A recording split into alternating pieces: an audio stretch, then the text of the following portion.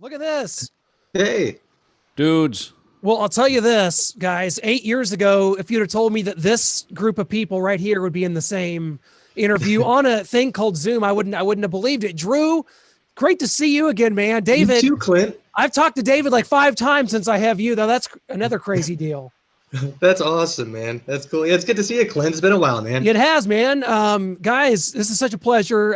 Hope everybody's 21's off to a good start. I couldn't say the same for me. I'm back from the Super Bowl covering the Chiefs losing to the Tampa Bay Buccaneers, but it was 80 degrees there. It's 0 where I am right now. So, yeah, same here. It's a snowstorm, snowpocalypse. Everything's closed down today. Yeah, we're Midwesterners, Drew and I. David, not so much. Probably in the dry, nice Arizona weather right now. Everything's going great for you, I assume. It's pretty nice out here.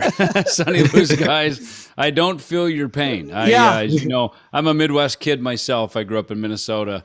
You know, and growing up, you know, I didn't mind snow. In fact, I loved snow days because that's when you got out of school. I could sit in the basement and practice more bass. And, you know, before I took up the bass, we'd be out tobogganing and snowmobiling and, you know, doing what we do in the Midwest when it snows. But now that I know there's a different way, you know, these are the days we play golf and, you know, shoot hoops at the park and do fun stuff like that. So, well, nothing wrong with that.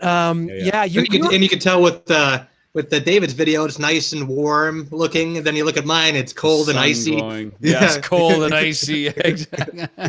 Yeah, we're Vikings all the same. You know? Right. Well, yeah, David's like that in Minnesota. That's a different level, man. That's like chains on the tires, and you know, there's no snow days anymore. By the way, guys, there's virtual learning days. There's no more snow days. Kids will never know the magic of that ever again. I know. Virtual snow days. What is that, right? It's you're all going home because it's snowing outside. I know that's like, you know, they really are disadvantaged with this. You know, like you said, a year ago, we'd go Zoom. Yeah. I thought Zoom was like a miniature like recorder that came from a company called Zoom. You know, now there's a Zoom that we're on every day. But you're right. I mean, you know, some they're going to be disadvantaged. There will be no more. Even when school's canceled, now we'll just say, go to your Zoom account. And it's awesome because people love the videos, but the podcast numbers suffer because it's like, why am I going to listen to this when I can see this cool video of David Ellefson right here, and you've got Drew Fortier right there, and his hair is growing out. He just looks great, does he not? Yeah, it's finally great. It finally grew back out, man. I said the same thing to Drew when I saw some cuts from the Dwellers film. I go, dude, I like the new look, man. I like this new Hollywood Drew. He's got this like cool cavalier, I don't give a shit, too tough for the room kind of look. I like this. It's very, very, very, again, cavalier, you know, I like it. That's all acting. Well, yeah, the George Clooney stuff, that was all acting. That's right. Yeah. Hey, you guys are involved in some collaborations here, which is awesome, and I want to get into that because Dwellers, you brought it up, David. It's as a horror buff, as someone that, you know, we had you and Tom on a couple months ago. We talked about kind of some of our favorite horror movies around the Halloween time, but Dwellers is one that the horror community is psyched about. As I understand it, it's going through some film festivals right now. What the word is good from everything I'm hearing, man. Drew, kind of start with you. How did this that film kind of come about? Because you've did a previous film, I believe it's called Her Name Was Krista. Was that what it's called? And yeah, Her Name Was Krista. Yeah. And now this. How did you kind of team up? This is the first film I believe released under David's, Ellefson, film company. How did this kind of all come about? Well, it all kind of started. It had its first life as a remake of this movie called Chud from the 80s. Me and the guy that wrote Chud got together probably about 8 years ago, and I've always, for some reason, I love that movie. And I kind of came up with a treatment for it, dude. It's like a found footage remake and all that. And he was like, cool, let's do it. And then I found out that he only owned, after all this time, the musical rights to Chud.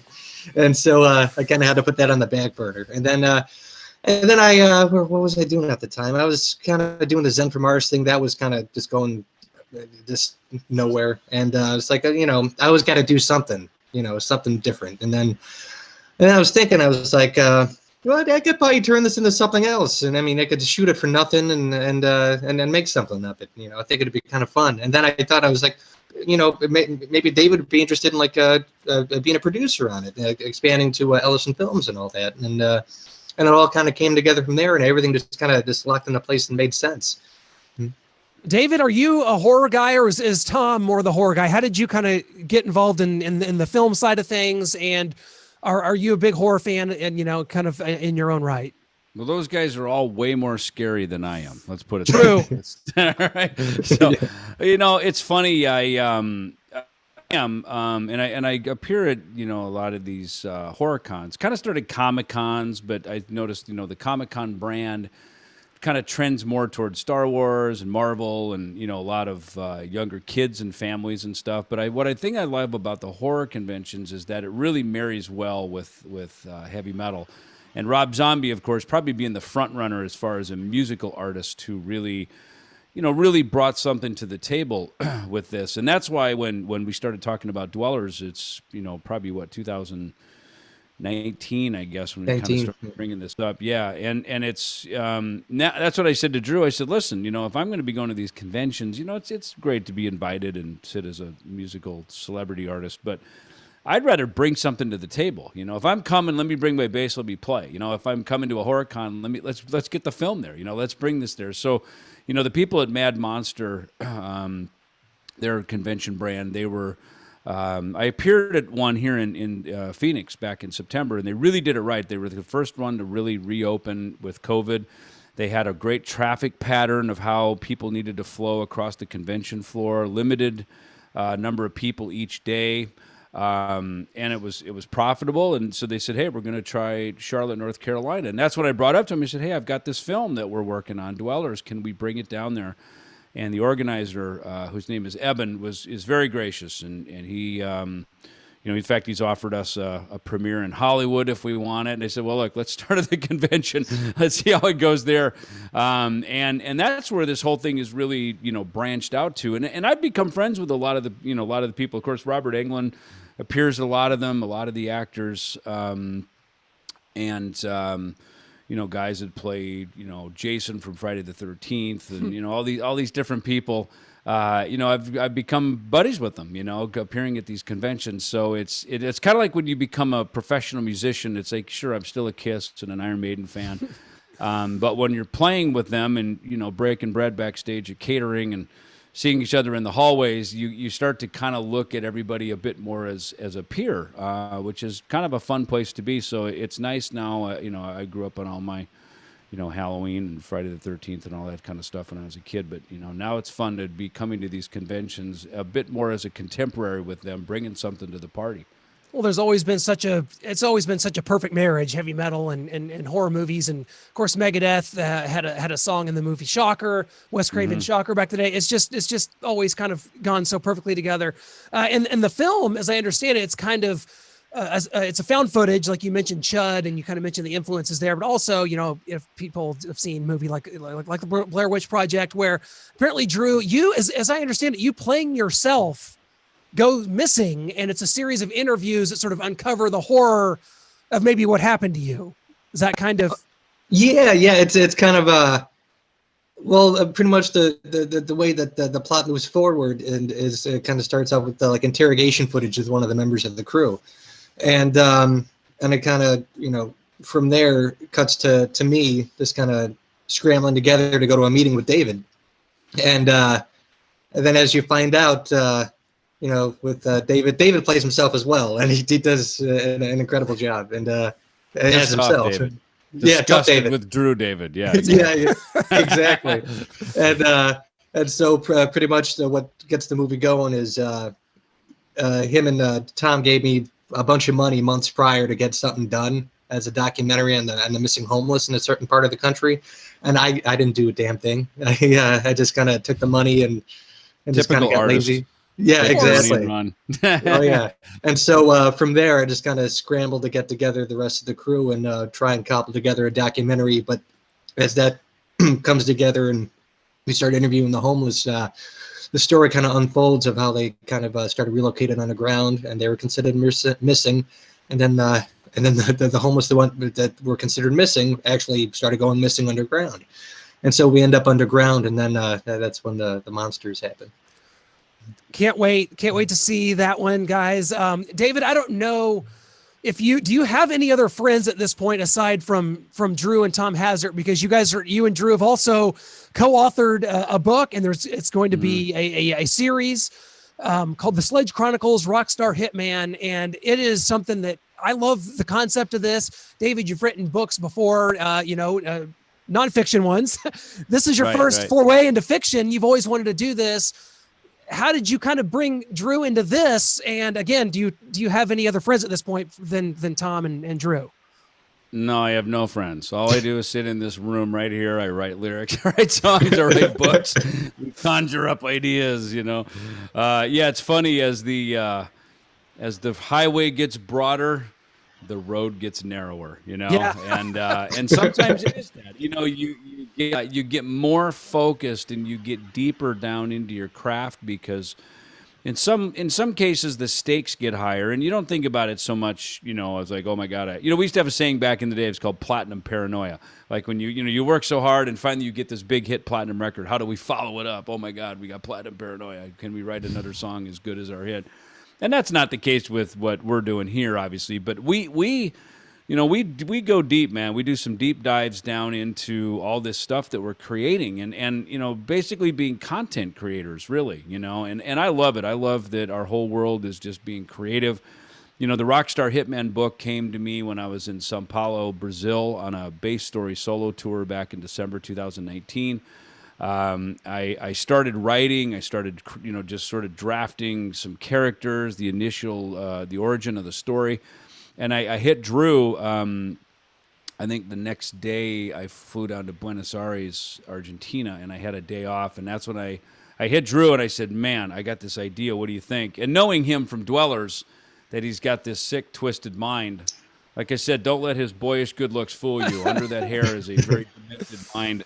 And so I said, dude, I think you're going to like this, man. I said, we can draw from our own experiences autobiographically because we both walked a couple miles in this sort of rock star shoes, and we both did our time in Hollywood, getting bands, doing our thing, bands off the ground and whatnot. And so, I thought we would be a good synergy on that, and it was great. I mean, Drew sent me what was essentially, I guess, the prologue, right? Is that what you sent me? Oh yeah, the prologue, and it ended up becoming the epilogue.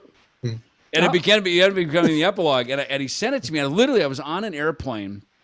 I was taxiing. It was at a little airport. There's two airports in Buenos Aires. One is the big international one, and there's another one in town that's kind of more of a regional airport. And I was flying over to Uruguay for my show that night. And I'm sitting on the tarmac reading it, and I'm texting Drew before the plane takes off, before I lose cell service. And I'm just going, holy hell, dude. Like, where do you get up? Where do you come up with this stuff? And I was just like, this is awesome. So, I mean, literally wheels up, and I'm writing the next 2 or 3 chapters on my 1 hour flight to Uruguay. And I think that's how this stuff happens, man. It's like you just get inspired. And, by the time I came home from South America, a week later, I mean, this book was probably 2/3 done.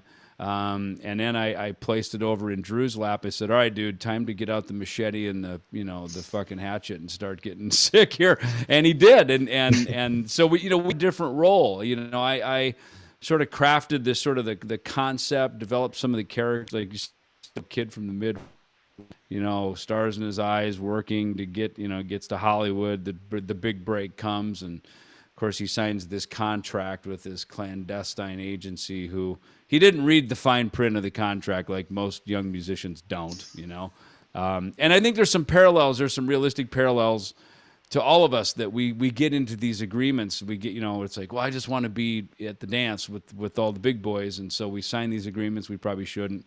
And so, while mine wasn't, I didn't have to go out and be a hitman. You become beholden to these golden handcuffs of these contracts where it's like, oh my God, I can't believe I have to do this now, and at some level, Lynyrd Skynyrd had a song when I was growing up called Working for MCA, right? And it was on their live album, I remember, One More for the Road, and Working for the MCA, and I was like, that doesn't sound so bad, it sounds kind of good, but you could hear it was like this, oh, I could hate our record company, or whatever it was, and I think every artist who's made a career of their craft, at some point they feel that way. They're like, oh my God, I'm working for the man. I thought I got into rock and roll so I wouldn't have to work for the man. Now I signed an agreement and I'm working for the man. And I think there's a lot of just realistic parallels in the Rockstar Hitman book that I think make it very relatable to almost anybody, whether you work for Capitol Records or you work for, you know, IBM. And MCA, it's funny because Bang Tango was at MCA, and they call it the Musician Cemetery of America. it's proven out over the years, has it not? Maybe Skinner was onto something. That was in the early days as well. So Drew, for you, I mean, this is merely part one in the Sledge Chronicles. So where do you kind of want to take this twisted tale next? And with the connections with the Ellefson films, hint, hint, could this be something that finds its way to the screen someday? Oh, absolutely. We're definitely hopeful for that, for sure. It's definitely written to be, it's pretty much screenplay ready, like as you read it, you know, and it also reads as like a fictional biography too. But as for the next book, David already outlined the whole thing, and it's pretty much just got to go through it and just kind of plant the little bit of madness in there, and blood and gore and a bunch of terribleness. And yeah, I mean, a lot of people have been saying, like, after they read the book, they're like, hey, we're looking forward to the Netflix series of this. And it could totally, it's definitely episodic too. Like a lot of the situations in the book, very easy to kind of write it out as like an episode. But yeah, just kind of it's getting really good traction. Like people really seem to be enjoying it and getting it, and so that's all you can hope for, really. You know, it's like it's one thing to get it done and feel good about it, but once you get it done, get it out, and it's seeing it's actually living life and existing and people enjoying it. You know, that's a whole different level of satisfaction for sure. Yeah, and I want everybody to go to Amazon, where you can get the book. You can get the audio version, which David, I believe you read aloud. So why not? That sounds amazing. Yeah, why not? I mean, I like reading them. I'm told by some that I have a soothing voice. So in the midst of hatchets and murder, I can be soothed. I can lullaby you to bed in the midst of Hitman craziness. Yeah, it's fun for me. I like doing it. I've narrated all my books that I've written. I've gone in the studio and narrated them all. So it's fun to do. And it's what's fun to read a book in audio is that the way you write is very different than how we converse, and we've all seen interviews, and I cringe when I see them, these guys that they take an interview, like probably even this interview here, and then it just gets reprinted in press, and it looks terrible. You look like an idiot. You're like, yeah, well, kind of like pick nose, scratch head here, and they print all that, and it's like, to me, that's not journalism. Your job as a journalist is to make a work that flows, makes people look educated. You do pull quotes. Like, there's a real art to journalism. Just hitting reprint on Microsoft Word, that's not journalism. And I find that when you're reading your own book, it's kind of the same thing, because, the way things have to be written in sentence structure so that it reads properly and that it actually has some proper grammatical flow to it. When you read that back, isn't necessarily the way you would talk, So reading audiobooks, I've discovered, is kind of an art in itself. I've narrated a couple of films for my buddies as well, some biographical, films. The same thing. And then they went down to Sunset Hard. There's a way to read it in a way that the listener can sort of be in the narrative with you. Reading is kind of this third step of, first you write it, then you put it in print, and then you read it. So it's kind of this whole other next level part of the craft, if you will. Well, Drew, what's this journey kind of been like for you? I mean, you're a young guy. We're like the same age, but yet you're out, you play guitar for Bang Tango. You do all these things, you make a documentary, and you get kind of discovered that way and get on board to make other documentaries. What has this just kind of journey in life been like for you from just kind of scratching and clawing your way to being in a band, that's revered from the 80s, to just now the associations and the things that you've been able to do and the content you've been able to create? What's the last 10 years been like for you personally? Well, it's been crazy for sure, and I just I never try and force myself upon anybody. I just kind of if somebody wants to do something with me, I'll do it. It's all good. Like I just happened to meet David at Rocklahoma in 2016 when I was playing there with Bang Tango, and really is kind of connected, and I kept in touch, and then here we are a couple years later, and we work very well together. You know, we're great collaborators together, and really enjoy that. And it's been pretty crazy. You know, thinking about all the stuff and that I ended up doing in the past 10 years. I try not to think about that though, because that's a good question, because I never really think about that stuff. You know, I just kind of just take it as it comes. You know, and I really got no plans with anything. I just kind of go with wherever it takes me. And if it ever decides to stop one day, I'm totally cool with that, because everything after the Bang Tango thing has been an added bonus in my life. You know, it's like I just go with you know, wherever I end up. Well, what's the last year been like for both of you? Because you're both musicians, you're both live out on the road, you're both touring so frequently. Has it been helpful in a way? The creativity, I mean, you guys have just been pumping stuff out. I mean, David, you come out with a covers album called No Cover. You guys are working on music. You're working on a new Megadeth album, David. I mean, this book, the movies, like all the, has it created an opportunity for that, or is it just been, you know, miss touring, this sucks, but having the time to do this stuff? I mean, what's it been like for both of you? No, it's mine has actually been very optimistic. I'm running, whether I'm literally running or if I'm, you know, in a pandemic, I'm running in place. You know, I'm always kind of moving. You know what I mean? Moving forward, and you know, it's one thing to just be busy. It's another to be productive. And I think, if anything, this last year has sort of focused that a bit. That, you know, that it's, you know, kind of partition the things you're involved in. When things shut down last year, you know, Tom and I got really busy initially with the David Ellefson Youth Music Foundation. And by doing the Schools Out initiative, we started giving of our time and tapped a bunch of our other friends to be involved in that, donating some of their time for music lessons to kids around the world. So first, I think giving to others always benefits both them and you. Puts things in perspective, you know, how good we really have it. Most of us have luxury problems. We've got first world luxury problems. And, you know, then from there, that transitioned over to, you know, the No Cover record. Drew was working. In fact, we had a few conversations about kind of getting focused on let's get the film done. You know, the book had kind of been wrapped up. We finished up Star Hitman. And said, look, let's get this film dialed now. Let's be done with this. Let's get this finished up. It's almost ready to go. So we kind of put a little, you know, process in place to get things done and kind of moved forward, you know, get them up to the starting line so they're ready to go. So last year for me was mostly a musical year. You know, Drew and I worked on some music stuff together. I played on some other stuff with some other friends when they asked me. This year I feel like music is operating a bit more in the background. Because I'm busy with it. I'm composing every day, so it's very productive, but it's not in the foreground. I feel like this year books and movie are in the foreground. The music is hovering in the background.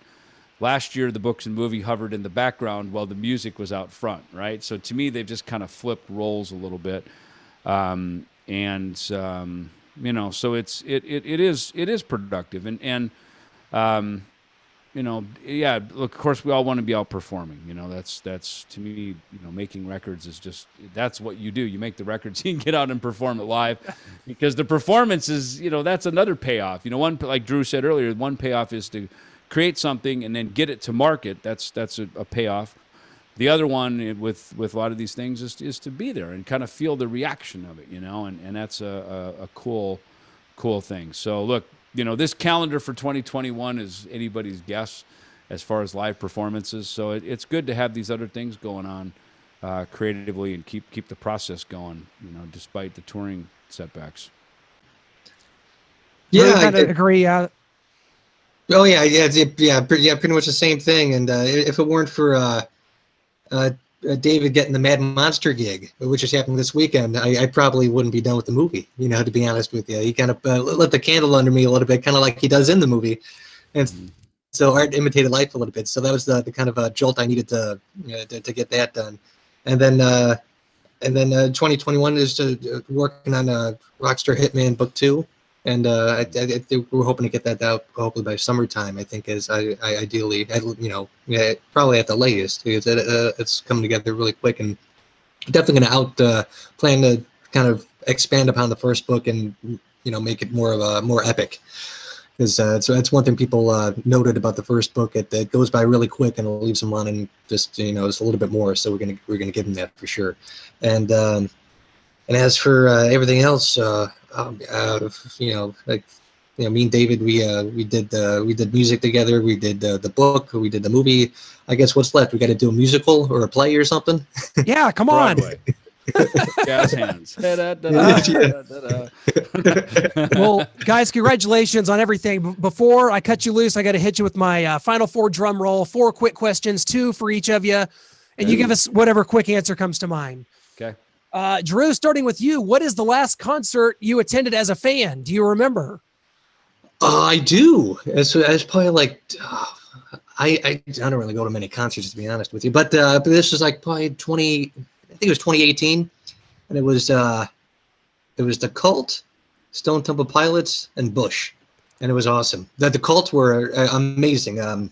First song they played was Rain, and as they started playing it, it started raining. It was an experience. It was really cool. That's insane. That's a great one. Mine's Aerosmith. Last year, Vegas residency Aerosmith. That's how long it's been, a year.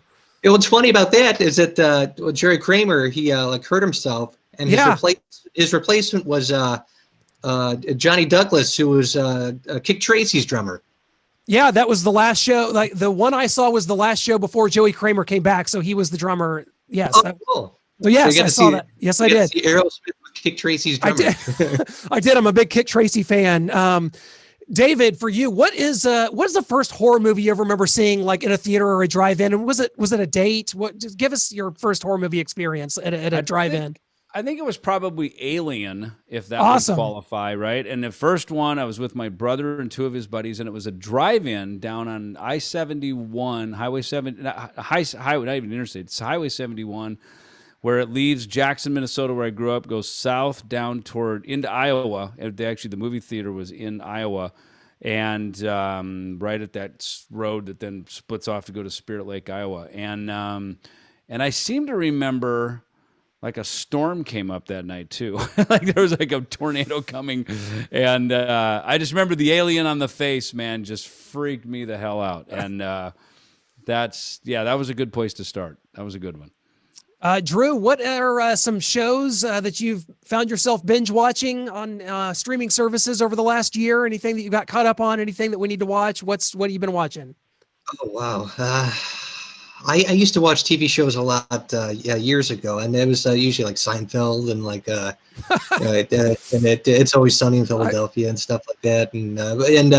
But yeah, thinking about it now, I don't watch too many. For me, it's like too much of a commitment. Like whenever like my wife brings it up, hey, I want to start watching the show. I'm like, how many seasons are there? Like how invested do I need to get? If there's like under like 5 seasons, I'm like, okay, let's give it a go. Oh wait, Cobra Kai. Cobra Kai was awesome. Thank you. I really like Cobra Kai. Mm-hmm. That counts. David, for you, what is the first album that you remember buying with your own money or that you stole? Either one. I bought Kiss Destroyer on cassette when I was in Seattle, Washington. I have cousins that live out there, and so my brother and I went out there to see them. We went into a music store. I bought it on cassette, and obviously changed my life. Shout It Out Loud was on the radio that summer, I guess, so this would have been 1976. And I basically burned through the cassette, to the degree that it's still my go-to, like when I fly and I travel. Like I remember I was on the Bullet Train in Japan a couple years back, just going through the Kiss catalog, comparing all other Kiss songs to Destroyer. You know what I mean? So that to me is like my benchmark. Well, clearly you were taken by Beth because it is on your No Covers album. Clearly that's the one that stood out, though. I have to give credit to Tom on that because we talked about Kiss and some of the obvious, and and I didn't want to do like Judas Priest, Breaking the Law, and Kiss Cold Gin, and some of these I call them now the bar standards, right? That we get no matter how drunk any of your buddies are, you can all get on stage and play a handful of these songs, right? Because they're the new standards, right? And we play them in Metal Allegiance, whatever we do, we all play them. And Tom, literally, the album was, I thought, done, and I was sitting on my couch. Probably binge watching Mad Men or something at that time. I was doing a Netflix binge on something, and he sends it to me on WhatsApp, and I'm like, oh my God, you're kidding me. And I gotta say, he did an amazing job. As we know, Tom's singing style, that's not how he normally sings. Right? Right. A tender, tear-jerking ballad is not has been his go-to embouchure, if you will. And I gotta say, it was awesome. And Tyson Leslie, who plays keyboards for Vixen. Yeah, I know him. Yeah. Yeah, he's a good friend of ours. Kansas City guy. Yeah. Yeah, he leaned out all the keyboards and piano, and it was just, it's beautiful. I mean, I gotta say, it's a bit of a tearjerker even for me. And what I find funny about it is, of course, I grew up on the Destroyer version. Tom informed me that there was a Eric Carr version on Smashes, Trashes, and Hits, whatever that record was. Yep. And I'm not an 80s Kiss guy, so I wouldn't know that. I didn't even buy Dynasty. I stopped after Kiss Alive 2. That was it. That was the end of my Kissdom, if you will. And so I was unaware of that. So it was kind of interesting that Tom his kind of leanings of the melody and that were the Eric Carr version. So, hey, even as a Kiss fan, I learned something new by Tom. Well, we've got to come back and do it and do some 80s Kiss and Lightning for you, David, because I've had enough. Into the Fire is a badass song. Drew, yes, come on. I like, you know what, to be honest with you, I recently just dove into Kiss for the first time ever, because this past summer. What world am I living in right now, guys? What world is that? He's so young, he missed the whole thing.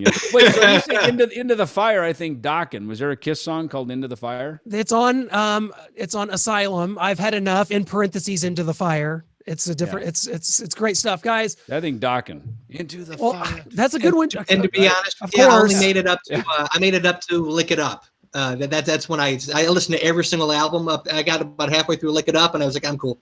Guys, I'm going to get you. We got to get Animalize out. We're going to do a whole thing next time. There's a lot more that we can get into. You guys are the best. I'm such a fan of everything you guys do. Thanks for taking the time today. I'm sure we'll do it again soon, guys. Stay safe and stay healthy, man. Thank you. See ya. Thank you, Clint.